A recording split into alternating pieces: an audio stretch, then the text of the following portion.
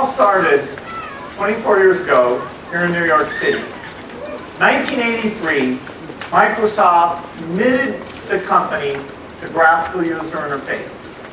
And everywhere the machines could barely keep up displaying the text. The Windows could barely fit in memory. It took us 2 more years to get it all put together. And even explaining why we believed in graphical interface was very tough. But that was our bet. Our bet that not only could we do fantastic things with Windows, but it would become a platform that the software industry would build on. And that it would unleash an opportunity for hardware partners to do amazing things. It was 12 years later that finally we could say our vision of graphics interface had succeeded. With Windows 95 and Office 95, there was an incredible level of excitement.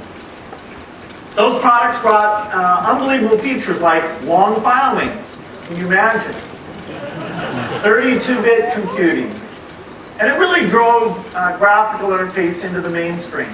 It led the software industry that had been built up around Windows to an incredible level of success. In fact, Windows became the majority of all software sold on all computers.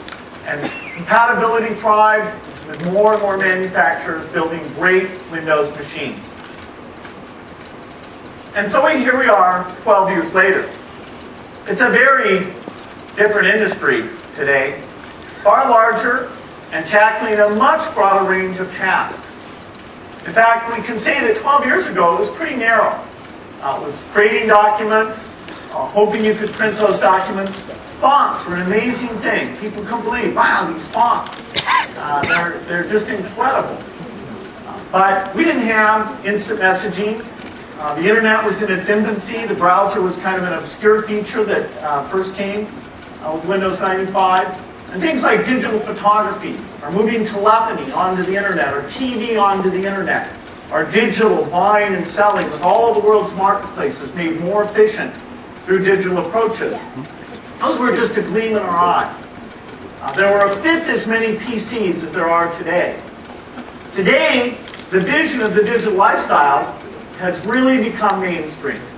We talk about this as the digital decade because it's now that we take the idea of everyone taking digital photographs for granted, or being able to organize their music on the PC for granted, or being able to use Media Center to record TV shows, being able to get the very best games and play online with other players. So everything's becoming digital.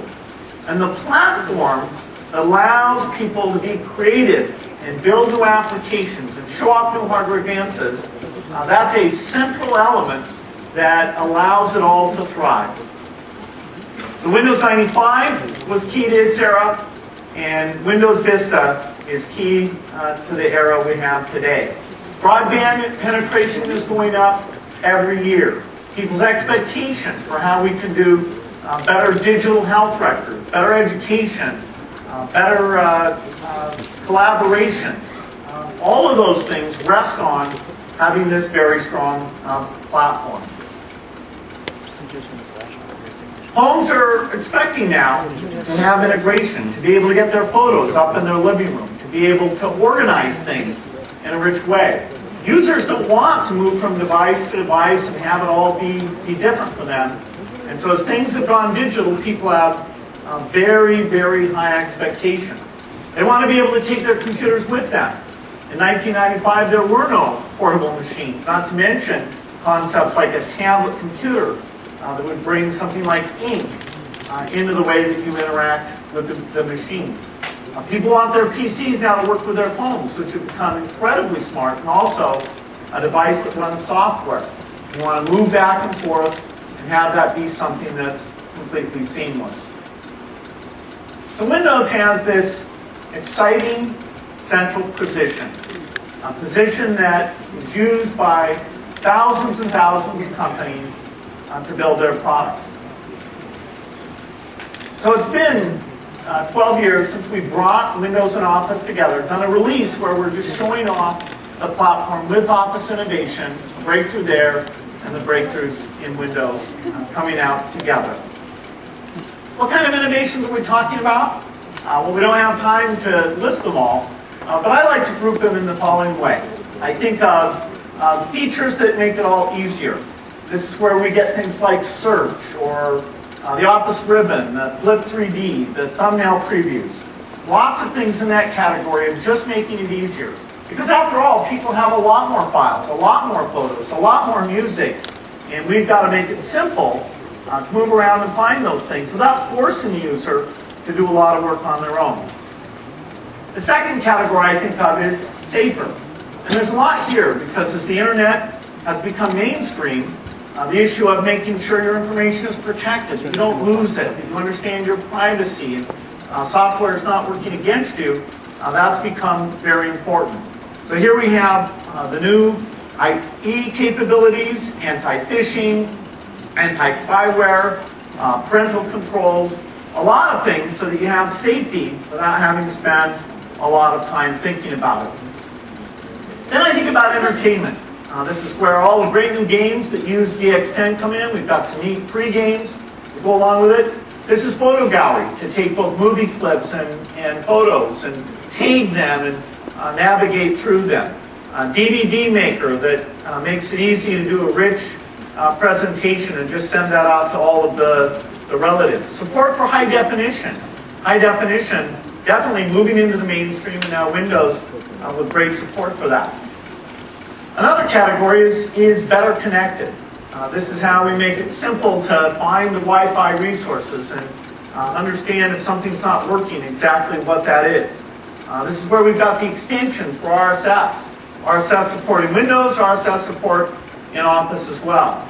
XML capability throughout the system. Lots of APIs that relate to that, and Office itself, even using XML file formats. That's a standard that Microsoft got behind and has really gotten a critical mass for the entire industry, facilitating exchange of information in a very rich way. It's definitely a platform for innovation, and we've opened it up, and already we're seeing partners doing great things. There are two ways that people are going to get a hold of these products. With Vista, you can upgrade on the machine that you've got today. We've made that easier than ever. People just go to the Windows Vista Upgrade Advisor and then they run that. It'll tell them exactly what they need to do, what's going on with their system, or of course they can get that with a new system. Well, the best way to understand all the enthusiasm that you're hearing from Microsoft is to actually see the product running. So let me introduce Mike Siebert, Corporate Vice President. Come up and give us a quick glimpse of Windows Vista and Office 2007. Welcome, Mike.